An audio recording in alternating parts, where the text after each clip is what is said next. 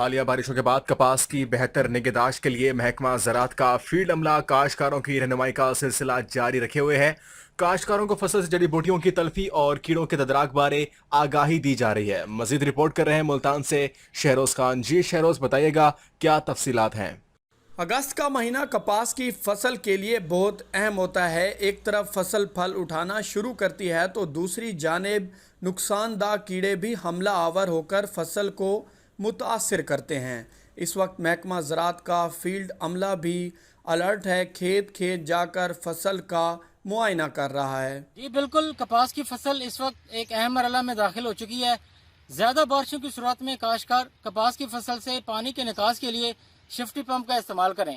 जड़ी बूटियों के मौसर इदारों के लिए वतर आने पर हाथ से गोडी करें और हल चलाएं।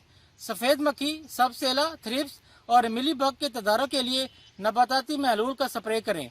और अगर हमला नुकसान की मुआशिया से बढ़ जाए तो महकमा ज़राअत के अमला से सिफारिश करदा जहरों का इस्तेमाल करें।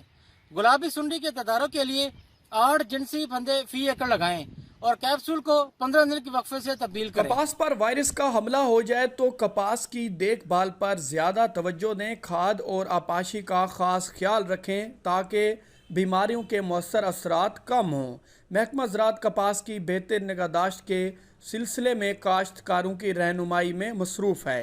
कैमरामैन मोहम्मद अब्दुल्ला के साथ शहरोज़ खान, मुल्तान।